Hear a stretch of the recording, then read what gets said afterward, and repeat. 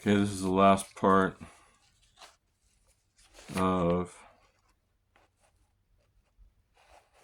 controversial issues.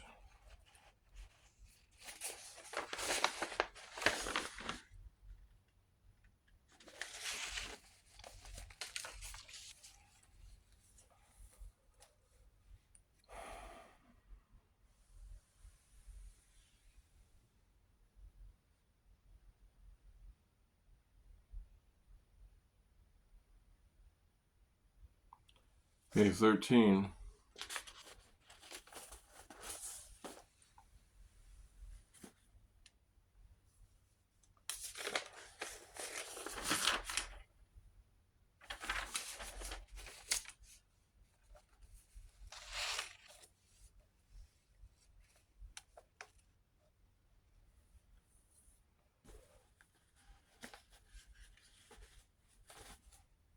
Okay.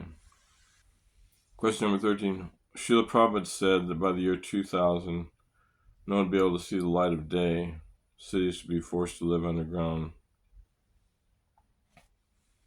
Prabhupada, Volume 14, Chapter 13. How to explain that this didn't happen. I haven't read that. And I haven't looked it up either.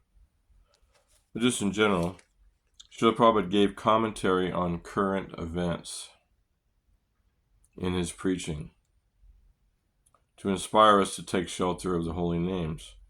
But he also explained in the first canto of the Srimad Bhagavatam that the plans of the Lord are revealed by the time factor.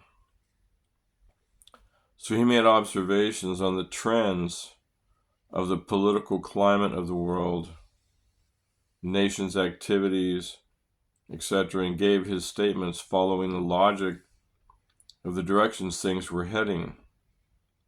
Knowing Krishna to be in control and could change things at his will. So some statements were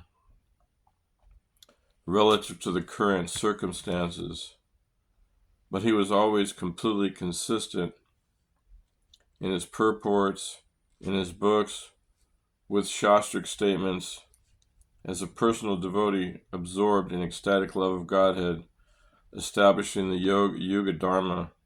He never proclaimed himself to be a fortune teller. Similar answer when he asked about the letters, how relevant they were. So Prabhupada was just observing with everybody, and people were coming to Prabhupada with all these questions about the possibility of World War, whatever it would be, 3. And, the Russians and the Americans, there was so many strains between them, and it looked like it could have possibly been a war. But then Krishna changed the mood changed, things happened differently. So he never claimed to be a fortune teller or one of those kind of astrologers or a card reader or something. He never claimed to do that, but he was commenting on current events to utilize those events to preach. Like he told the Chicago reporters that in Newsweek magazine, it talked about crime, why, and what to do. And he said, that's the sum and substance of what we're preaching here. Our whole thing is that's the sum and substance.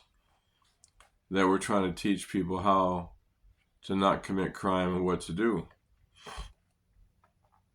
So he was using those subjects to preach with, to try and give people some Krishna conscious philosophy. Whether they would take it or not, or whether it was really our sum and substance, he was, trying to inspire some Krishna Katha. So, obviously he promoted being dependent on Krishna. And sometimes there would be apparent, scary, political things happening, that looked like it was going to go in a certain direction. But he was very consistent in his Bhaktivedanta purports and his lectures that we have to see things according to Guru, Sadhu, and Shastra.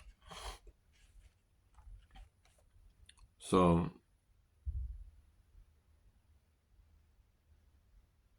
that's the way I see it. Number 14, which is the last of the questions. These ones, anyway. Srila Prabhupada writes, women are self-interested by nature, and therefore they should be protected by all means so that their natural inclination to be too self-interested will not be manifested. Women must be cared for so that they will not be free to manifest their natural tendency for gross selfishness.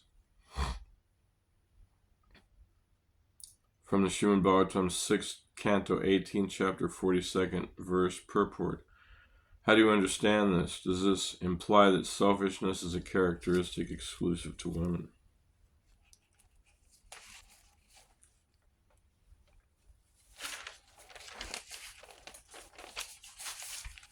Okay. Srimad Bhagavatam 6:18-42. In this part of the Srimad Bhagavatam, Diti, for the revenge of the death of her two sons, Hiranyaksha and Hiranyakashipu, asked Kashyapa to help her to kill Indra. So she was very self-interested. She wanted to kill Indra, who was a great servant of the Lord, the king of the demigods, blaming him for the incarnations of the Lord who came to kill her two sons. So, Diti was very absorbed in the bodily concept of life, and she became absorbed in serving her husband for these material motives to get blessings from him to try to kill Indra.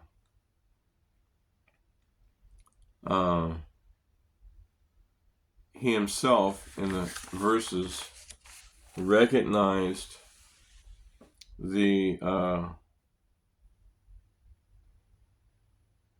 womanly nature to be self-interested. So there's certain parts of people's characteristics that are very noticeable.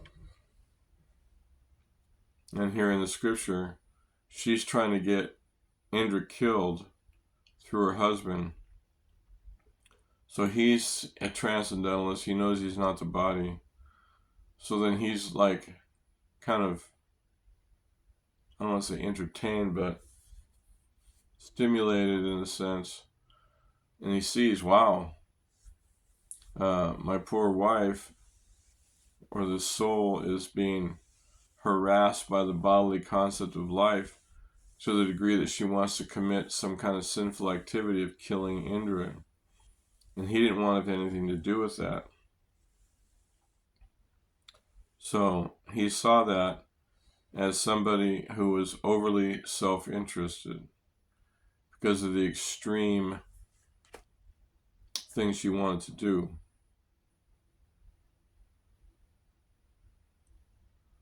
So to purify her heart by becoming a devotee, which purifies everyone's heart from the bodily conception and inspires everybody to be attracted to Krishna, he engaged her in devotional service. And he gave her all these rules and regulations to do, and said that, you know, if you really want this, here's the service you have to do, and it's very difficult. And if you make one mistake in executing it, then the mantra you are going to that you're chanting, that let me have a child who's the enemy of Indra, will come out to it will come out that I have a person who's a child will be the follower of Indra. So she tried as hard as she could, and she made the mistake, I forget what the mistake was. So she had Vritrasura as her son, who ended up being killed by Indra also, who was a pure devotee, who was Chitraketu Mars in his last life. So she went to great lengths to get revenge on Indra. So many people do that. It's not that she's the only one. Many people have that materialistic mentality that if they feel like they have been wronged, then they have to get revenge, payback, something like that. So woman may have more of a nature of selfishness, as described by depending on their natures. They may have a more selfish nature because they're a little more deeply absorbed in the bodily concept because of the body that they have, which is the feminine version of human life versus the masculine. So, but everybody's equally materialistic here in the mature world, and we've all been rotating, taking many births. So everyone, just like Sukracharya, the guru of Bali Maharaj, he wanted his material facilities. So he was materially motivated. So she's materially motivated. Everybody in the material world, until they become a devotee, are materially motivated. Even as devotees, it takes time to purify the material motivation. And in the same way, Prabhupada, some materialistic ladies were being talked about. And Prabhupada said, well, look at our devotee ladies. If you associate with them, you'd be liberated. So similar mood here, that her husband recognized that she had a weakness, just like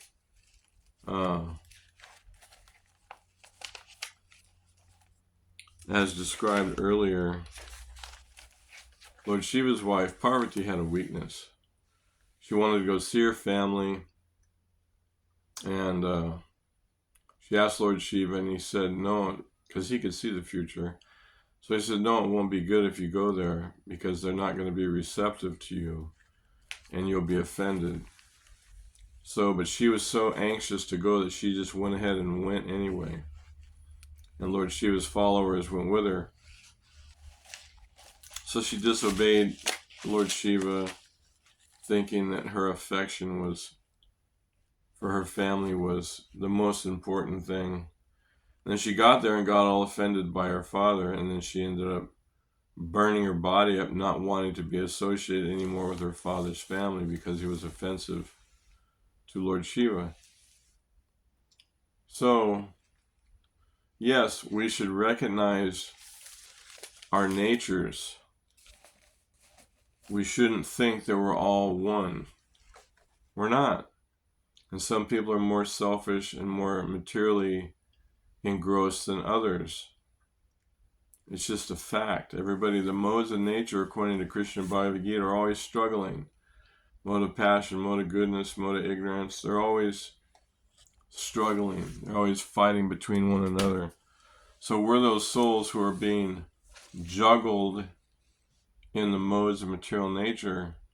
So at different times we're more spiritual, or we're more mode of goodnessy. Other times we're more mode of passion and mode of ignorance. So everything has to be seen according to Krishna's view of things, how they're afflicted by the material modes of nature. So one person may be totally selfless, and another person may be completely materialistic. So unless we're able to distinguish between people's natures and understand people's natures, then we're not even able to preach to people or try and help them. And we don't want to turn them off by letting them think that we're prejudiced against man or woman, but we have to describe things as Krishna does in Bhagavad Gita, by understanding the distinctions between the modes of nature. So it depersonalizes it. It's personal because we're in the modes, but it depersonalizes it because we're seeing it through the eyes of Shastra, through Krishna's vision of our absorption in the modes of material nature and what our conditioned nature is. So it's like a doctor, Prabhupada was the doctor, pointing out the symptoms of the disease of materialism on all these different people, the gay people, the black people, all the people, anybody in human society. Prabhupada spent time talking about them and their position in the modes of nature and how they could become liberated and become Krishna conscious, because that's what Krishna, the whole Bhagavad Gita is based on that. Understanding the distinctions between our natures and our sinful activities and everything. Because if we don't know that, if we don't get it pointed out to us what our defects are, then we can't correct ourselves. So Krishna does it very delicately and nicely in the Bhagavad Gita, and Prabhupada did the same thing. Although sometimes the sadhu gets a little more blunt because he wants people to get the point quicker, if that's the need of the time of the preaching. But basically, unless we understand the faulty nature of our human frailties, we can't improve ourselves. We can't take the proper medicine to improve ourselves. So that was the last of those questions, and I already entered in the essays on Chaitanya Charitamrita and Srimad Bhagavatam. So this is the last of these questions. So, as far as I know. Thank you very much, and let me know what you think.